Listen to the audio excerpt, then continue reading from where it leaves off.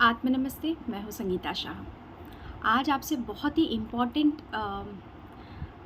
कुछ बातें करने आई हूँ। इसीलिए आज का दिन बहुत ही शुभ है क्योंकि आज पंचमी तिथि है और मुझे ये साक्षात माँ से आज्ञा प्राप्त हुई है कि मैं इनके बारे में आपको बताऊँ।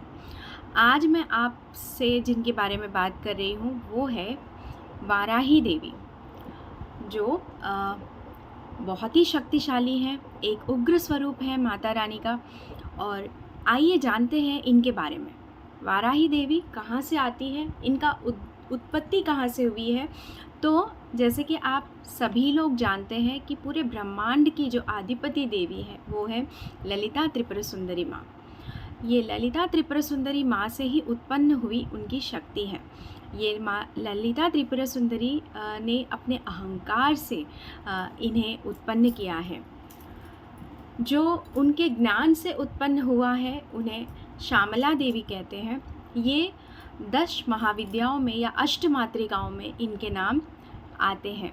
तो वाराही देवी जो है माँ ललिता त्रिपुर सुंदरी से उत्पन्न हुई देवी है। और इनके बारे में ये भी कहा जाता है कि ये जो हमारे विष्णु जी है उनका जो तीसरा रूप है वराह अवतार, ये उसका फीमेल वर्जन भी है।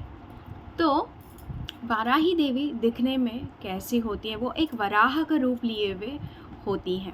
उनका जो मुख होता है वो देखने में बड़ी उग्र स्वरूपा लगती है, लेकिन वो उग्र किन लोगों को दिखती है? जो दुष्ट है, दुर्मार्ग है, जो प्रताड़ित कर रहे हैं इस संसार को, उन लोगों को वो उग्र स्वरूपा दिखती है। लेकिन मैया अपने भक्तों को, जो उन्हें अपनी माँ समझते हैं, उन्हें वो हमेशा सौम्य स्वरूप में ही दिखाई देती है।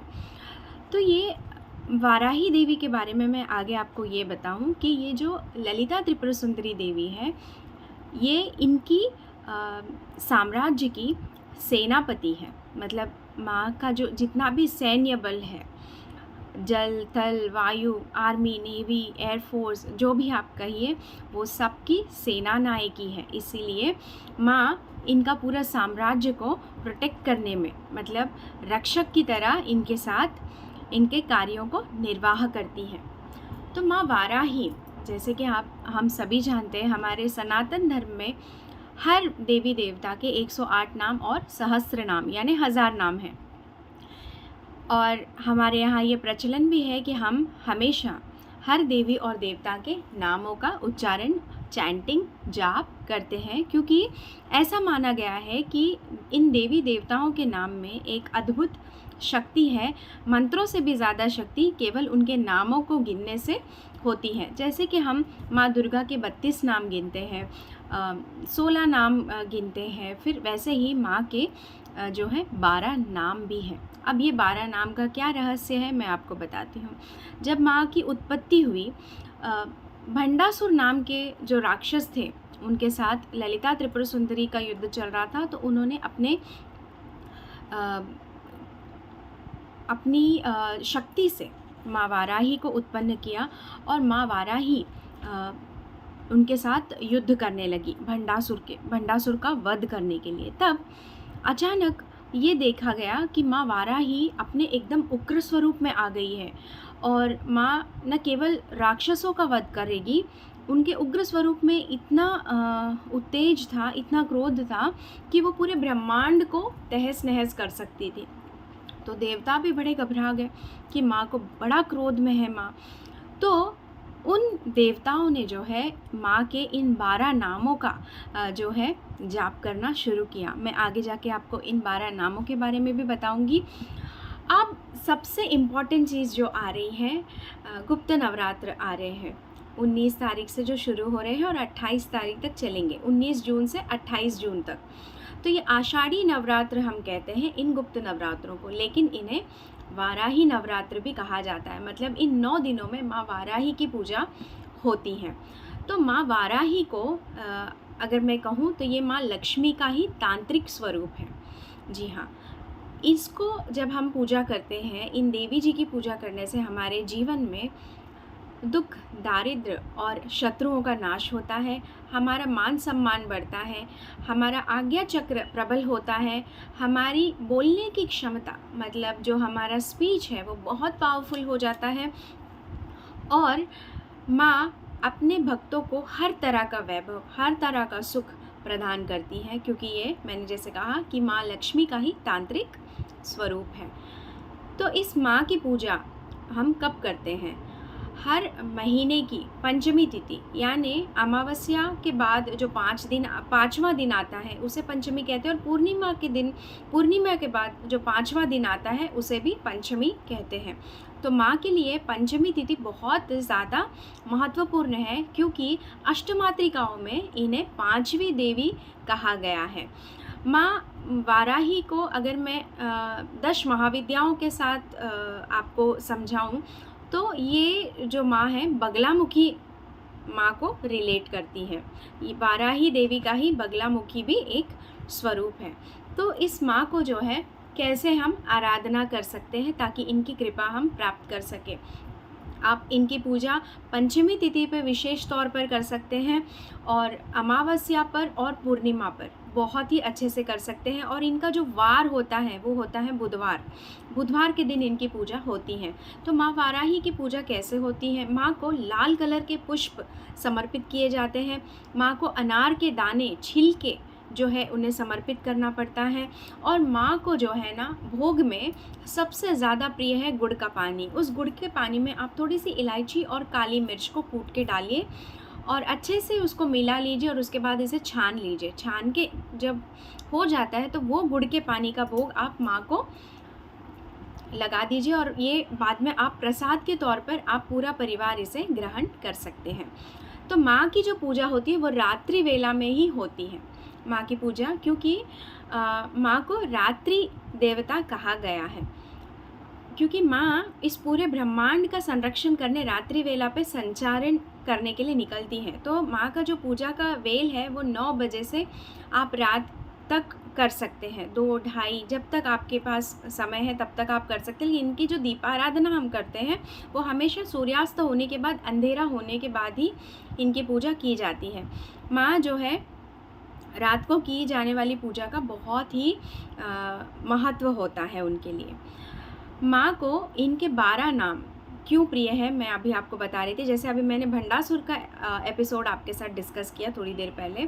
तो जब भंडासुर का वध करते करते माँ उग्र स्वरूप में आ गई और वो बिल्कुल ही किसी के वश में नहीं आती थी, माँ पूरे ब्रह्मांड को भी एक घूंट में निगल सकती थी, इतनी उग्र हो गई थी। तो उस वक्त देवताओं ने इन 12 नामों का स्मरण किया, माँ के सामने माँ का 12 नाम उच्चारण करने लगे। जब माँ ने ये 12 नाम सुने तो वो शांत होते गई और वो शांत स्वरूपा होके फिर बैठ गई भंडासुर का वध करने के बाद।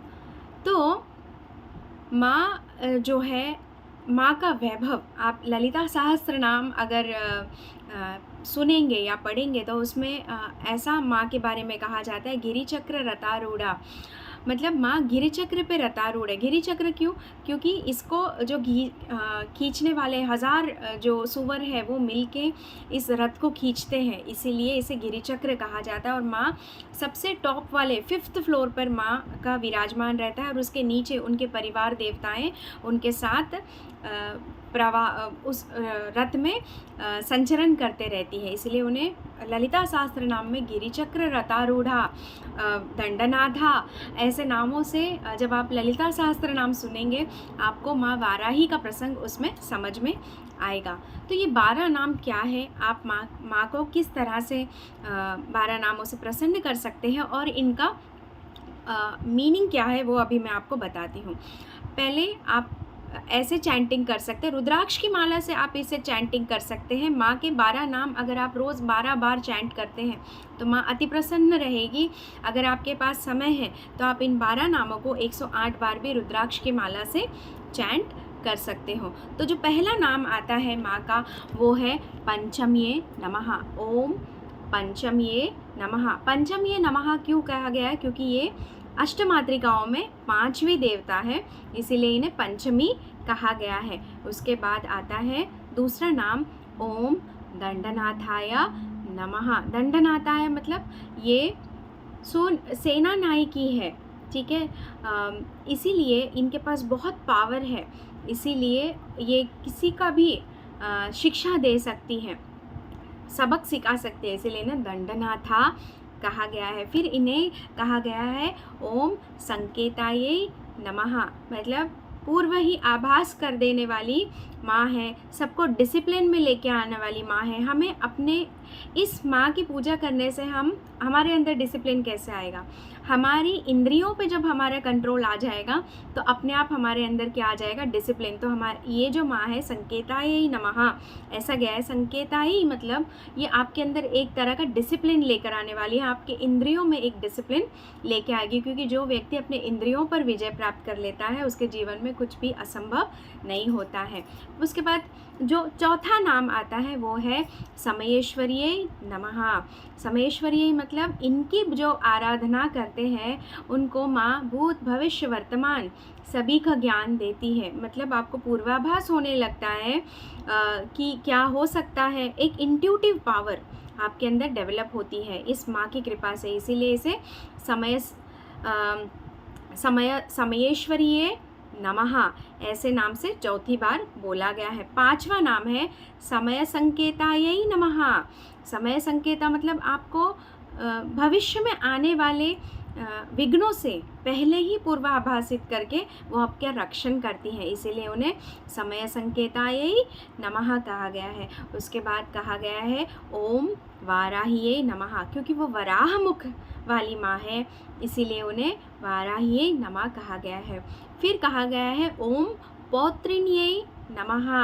पौत्रिण्यै नमः अगेन हमारे अंदर बहुत सारे अवगुण हैं, हमें पता है क्या सही है और क्या गलत है, ये करने से ये होगा और वो करने से वो होगा, लेकिन हम क्या करते हैं? आलस्य के वजह से बहुत बार वो चीज़ें नहीं करते हैं या अहंकार की वजह से नहीं करते हैं, है ना। हम सभी को पता है हम जंक फूड खाएंगे मोटे हो जाएंगे, लेकिन फिर भी हम क्या करते हैं? इंद्रियों को तृप्त करने के लिए हम खा जाते हैं। तो अपने अंदर वो डिसिप्लिन लाना, अपने अंदर वो दृढ़ शक्ति लाना, ये मैया करती है, इसीलिए इन्हें पौत्रिण्यै कहा गया है। पौत्रिण्यै नमः। उसके बाद इनका नाम है ओम शिवायै नमः। शिवायै क्यों कहा गया है माँ को?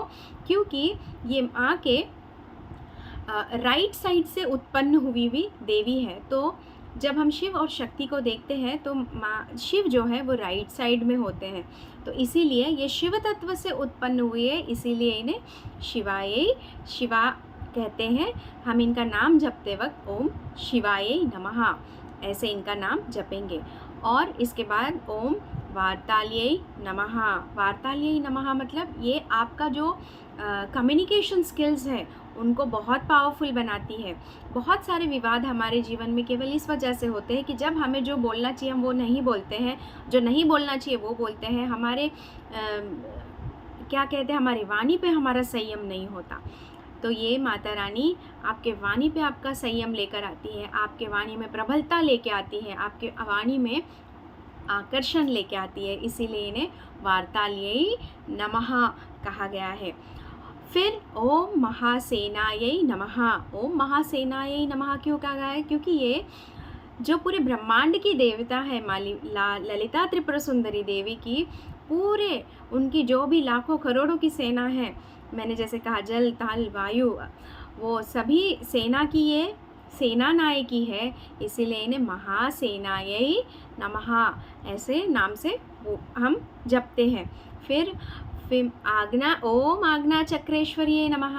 आज्ञा चक्र, जिसका आज्ञा चक्र बहुत प्रबल हो जाता है उसके जीवन में कुछ भी असाध्य नहीं है, वो अपने स्पिरिचुअल पाथ पे ऐसे ही निकल जाता है ना। एक क्या कहते हैं, एक अंदर से आपके अंदर स्पिरिचुअलिटी का उत्पन्न होता है जब आपका आज्ञा चक्र जो है जागृत हो जाता है। आप सूक्ष्म जगत का दर्शन कर सकते हैं, आप बहुत सारे भूत भविष्य वर्तमान को देख सकते हैं। तो ऐसे चमत्कार आपके जीवन में घटित होते हैं। तो ये जो देवी है आपके आज्ञा चक्र में विराजमान रहती है, इसीलिए इन्हें आज्ञा चक्रेश्वर्यै नमः। ओम आज्ञा चक्रेश्वर्यै नमः कहा जाता है। अब आखिरी 12वां नाम है ओम अरिग्नेय नमः। अरिग्नेय नमः क्योंकि ये शत्रुओं पर विजय प्राप्त करती है, शत्रुओं की बाधा से हमें बचाती है, शत्रुओं की बुरी नज़र से हमें बचाती है। जो ये माता की आराधना करता है वो अरिग्नेय बन के, मतलब एक धुआं बन के अपने ऑरा को जो है प्रोटेक्ट करती है कि आप क्या जप कर रहे हैं, आप कितना कमा रहे हैं, आप कौन से देवी की आराधना करते हैं। जब ये लोगों को दिखाई नहीं देगा तो नज़र कहाँ से लगेगी। तो ये माँ आपका प्रोटेक्शन का भी काम करती है, इसीलिए इन्हें अरिग्ना कहा गया है। अरिग्नेय नमः, ओम अरिग्नेय नमः। इस तरह से हम माँ के इन 12 नामों का जब हम उच्चारण करते हैं, माँ इतनी प्रसन्न हो जाती है। ये माँ ऐसी है ना कि बस आप प्रेम से बुलाओ वो दौड़ी चली आती है। तो आज जो है पंचमी तिथि है। आज शाम का जो समय है 6:10 से 7:10 का समय बहुत ही अति उत्तम है। तो आज अगर आप लोग माँ का आशीर्वाद प्राप्त करना चाहते हैं तो ये पूजा ज़रूर कीजिए। जैसे मैंने बताया वैसे भोग लगाइए, माँ का आशीर्वाद लीजिए। और अब मैं माँ के वैभव, एक वाराही वैभव, उनके बारे में और उनकी कृपा मुझ पर जैसी जैसी रहेगी, जैसे जैसे वो मुझे गाइड करेगी, मैं आप लोगों को हर रोज़ बताने की कोशिश करूँगी, क्योंकि मैं चाहती हूँ मेरे साथ आप सभी भी इस नवरात्र में माँ की आराधना करें और उनकी कृपा प्राप्त करें। आपसे अगले वीडियो में मिलूँगी। आत्म नमस्ते। ओम वाराही देविये नमः।